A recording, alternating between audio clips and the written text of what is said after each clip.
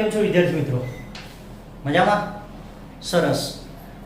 તો આપણે ચર્ચા કરી રહ્યા છીએ ચેપ્ટર નંબર 4 પ્રસારના માન, જેમાં આપણે બે પ્રસારમાન વિશે સમજ મેળવી, એક વિસ્તાર અને બીજું આપણે ચતુર્થક વિચલન.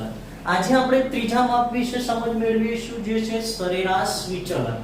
તો સરેરાશ વિચલન કોને કહેવામાં આવે છે અને આ સરેરાશ વિચલન શોધવા માટેના સૂત્રો. તો સરેરાશ વિચલન એટલે આપેલ માહિતીના અવલોકનો અને તેમના મધ્યક વચ્ચેના તફાવત. આપેલ માહિતીના અવલોકનો એટલે xi અને તેમના મધ્યક એટલે x બાર, તફાવત એટલે બાદબાકી. એટલે આપેલ માહિતીના અવલોકન અને તેના મધ્યક વચ્ચેના તફાવતોના માનાંકની સરેરાશ થાય. કોની? માનાંક કરી અને પાછી એની શું લેવાની? સરેરાશ કિંમતને સરેરાશ વિચલન કહે છે, જેને સંકેતમાં md વડે દર્શાવવામાં આવે છે, મીન ડેરિવેશન. એટલે સરેરાશ વિચલન, સરેરાશ એટલે મધ્યક, મધ્યક એટલે મીન અને વિચલન એટલે ડેરિવેશન, એટલે md વડે દર્શાવવામાં આવે છે. તો આ સરેરાશ વિચલન શોધવા માટેના સૂત્રો. તો માહિતી આપણી જોડે ત્રણ પ્રકારની હશે. અવર્ગીકૃત માહિતી હશે, વર્ગીકૃતમાં અસતત આવૃત્તિ વિતરણ હશે અને વર્ગીકૃતમાં સતત આવૃત્તિ વિતરણ. તો ત્રણ માહિતી માટે md શોધવા માટે એટલે સરેરાશ વિચલન શોધવા માટે પહેલું આવશે અવર્ગીકૃત માહિતી માટે, એટલે જ્યારે ફક્ત અવલોકનો જ આપેલા હોય. તો md સિગ્મા માનાંકમાં x x bar upon n, જ્યાં x bar sigma xi upon શું કરી નાખવાના? n. એટલે સિગ્મા xi અપોન n એટલે આપણને કોની કિંમત મળશે? x બાર ની. આ x બાર ની કિંમત મળી જાય એના પછી x x બાર એટલે અવલોકન અને મધ્યક ના તફાવતના માનાંકની સરેરાશ. સરેરાશ એટલે એને પાછા અવલોકનોની સંખ્યા વડે ભાગી નાખવાના, એટલે આપણને md ની કિંમત મળશે.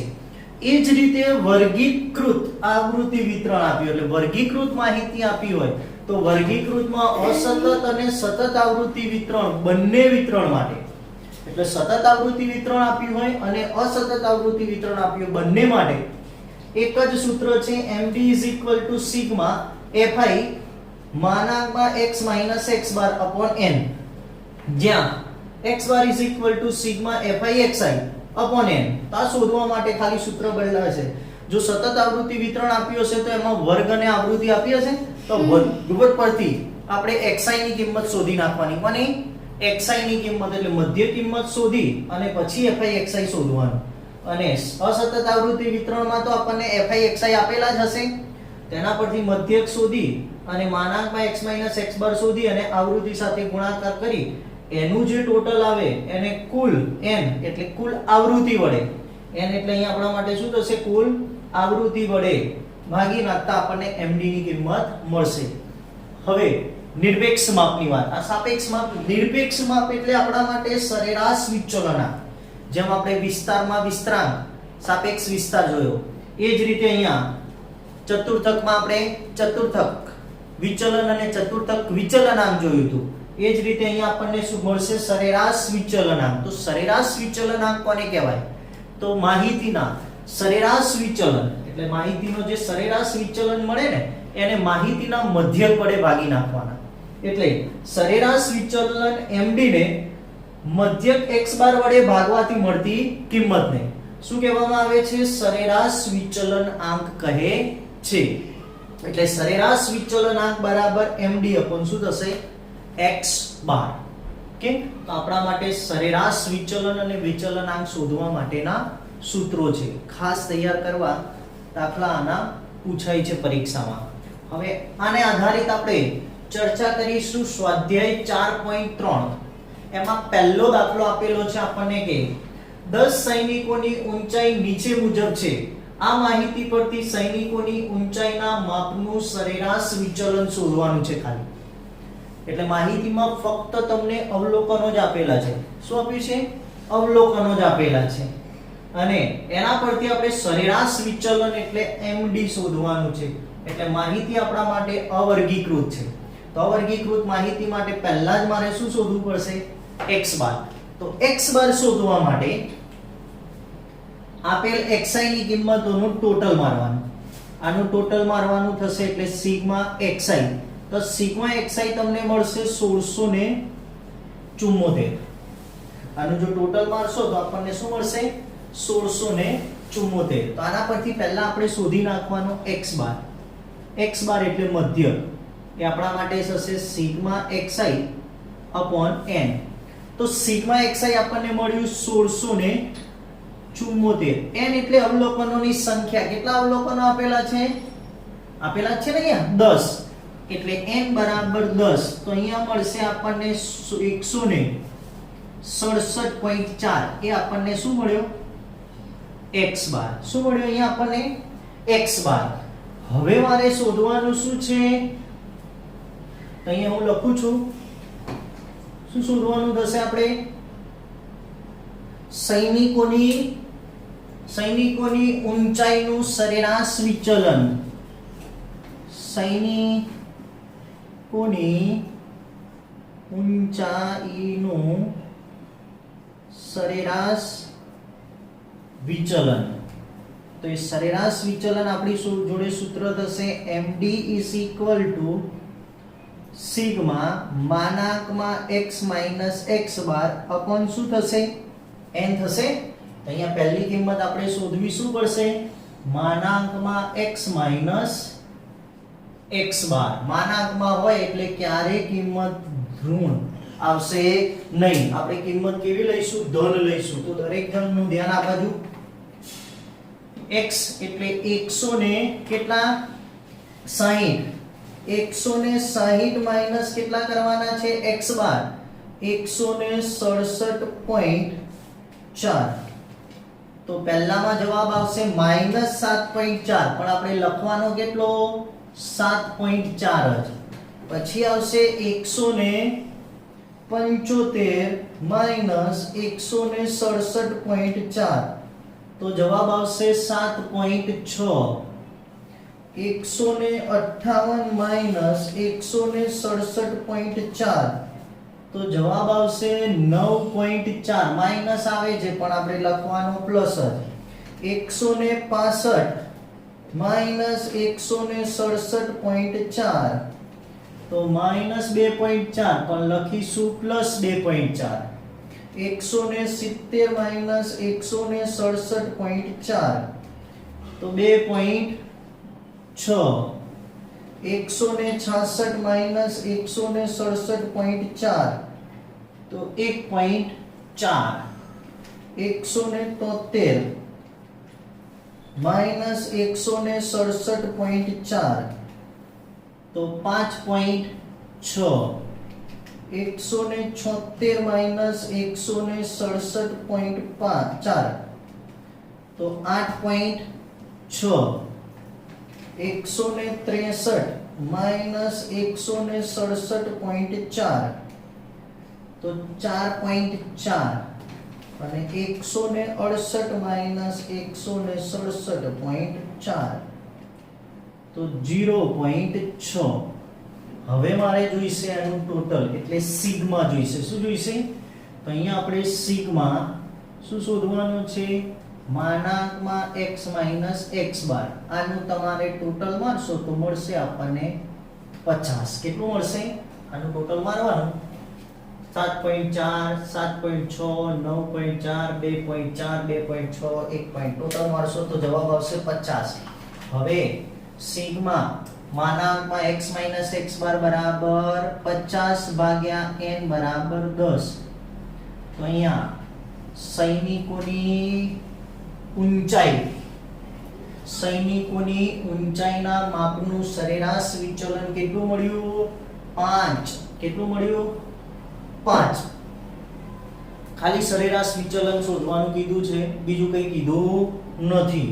ઓકે, ચલો આગળ જોઈએ. દાખલા નંબર 2. દાખલા નંબર 1 માં આપણે વર્ગીકૃત માહિતી માટે હતું. દાખલા નંબર 2 માં આપણને આપેલી છે કે એક કારખાનામાં રહેલા યંત્રોમાં વપરાતી બોલ બેરિંગની સંખ્યાનું વિતરણ નીચે મુજબ છે. આ માહિતી પરથી યંત્રમાં વપરાતી બોલ બેરિંગની સંખ્યાનું સરેરાશ વિચલન અને વિચલનાંક શોધો. બંને શોધવાનું છે. સાપેક્ષ માપ અને નિરપેક્ષ માપ. નિરપેક્ષ માપ અને સાપેક્ષ માપ બંને આપણે શોધવાનું છે. તો પહેલા નિરપેક્ષ માપ એટલે સરેરાશ વિચલન શોધી નાખીએ. શું શોધીએ? તો માહિતી આપણને અસતત આવૃત્તિ વિતરણ આપેલું છે.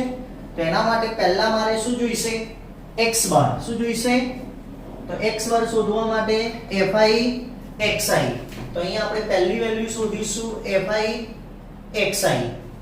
બીજી કિંમત શોધીશું માનાંકમાં x x બાર. અને ત્રીજી વેલ્યુ શોધીશું આખી જ fi માનાંકમાં x x બાર. તો આ રીતે તમારે જેટલી વેલ્યુ શોધવાની હોય એ પ્રમાણે અહીંયા ટેબલ બનાવી દેવાનું. તો પહેલા આપણે શોધીશું fi xi. આ એક બોલ બેરિંગની સંખ્યા એટલે આપણા માટે xi અને યંત્રોની સંખ્યા એટલે fi. તો 2 ગુણ્યા 2 4 4 દુ 8 6 ચોક 24 8 પંચા 40 10 તરી 30 12 દુ 24 14 એકા 14 અને 16 એકા 16. એટલે અહીંયા આપણને સિગ્મા શું મળશે? fi xi. તો સિગ્મા fi xi મળશે મને 160. એટલે આનું ટોટલ મારશો ને તમે સિગ્મા fi xi તો એ મળશે કેટલા? 160. હવે મારે શોધવું છે x x બાર. તો પહેલા આપણે શું શોધવું પડશે? x બાર. તો x bar is equal to sigma fi xi upon n. n એટલે કુલ fi એટલે n ની કિંમત ટોટલ વાળીશું તો કેટલા મળશે? 20. n ની કિંમત એટલે સિગ્મા fi xi માં fi સિગ્મા fi એટલે આપણા માટે n બરાબર 20. તો અહીંયા 160 ભાગ્યા 20 કયા કેટલા આયા? x બાર ની કિંમત 8. કેટલા મળે આપણને? x બાર બરાબર 8. એટલે અહીંયા લખવું હોય તો x બાર બરાબર 8. હવે x માઈનસ આ x માઈનસ x બાર પણ માનાંકમાં એટલે 2 માંથી 8 ગયા તો કેટલા? 6. અહીંયા આવશે 4, અહીંયા આવશે 2, અહીંયા આવશે 0, અહીંયા ફરીથી 2 4 6 અને 8. x x બાર મળી ગયું. હવે આ x x બાર માનાંકમાં એનો ગુણાકાર કોની સાથે કરવાનો? fi સાથે. તો જ fi ઇન્ટુ માનાંકમાં x x બાર મળશે. તો 6 દુ 12 4 દુ 8 4 દુ 8 0 ગુણ્યા 5 એટલે 0 3 દુ 6 4 દુ 8 6 એકા 6 અને 8 એકા 8 એટલે આ મને મળશે સિગ્મા fi માનાંકમાં x x બાર બરાબર જવાબ મળશે તમને 56. કેટલો મળશે? 56. એટલે આનું ટોટલ મારશો તો આનો જવાબ આવશે 56. હવે આપણે શોધવાનું શું છે? શોધીશું હવે કોનું વિચલન? બોલ બેરિંગની સંખ્યાનું બોલ બેરિંગની સંખ્યાનું સરેરાશ વિચલન. તો બોલ બેરિંગની સંખ્યાનું સરેરાશ વિચલન is equal to md. md બરાબર સિગ્મા fi માનાંકમાં x x બાર upon n. તો fi xi કેટલા મળ્યા આપણને? fi into x x બાર કેટલા મળ્યા? તો 56. n બરાબર કેટલા? તો 20. તો 56 ભાગ્યા કેટલા કરવાના? 20. તો 56 ભાગ્યા 20 તો જવાબ આવશે 2.8. તો md ની કિંમત મળી આપણને 2.8. હજી આપણે શું શોધવાનું છે? તો શોધવાનું સરેરાશ વિચલનાંક. શું શોધવાનું છે? સરેરાશ વિચલનાંક. તો સરેરાશ વિચલનાંક એટલે આપણા માટે md upon x બાર. md ની કિંમત કેટલી મળી આપણને બેટા? તો 2.8 અને x બાર ની કિંમત કેટલી છે આપણી જોડે? 8. તો કરવાના 2.8 ભાગ્યા 8. તો જવાબ આવશે આપણો 0.35. તો સરેરાશ વિચલનાંક મળશે 0.35. ઓકે, તો આ જ રીતનો એક દાખલા નંબર 3 છે જે તમારે હોમવર્કમાં ગણવાનો છે. ઓકે, જોઈ લો.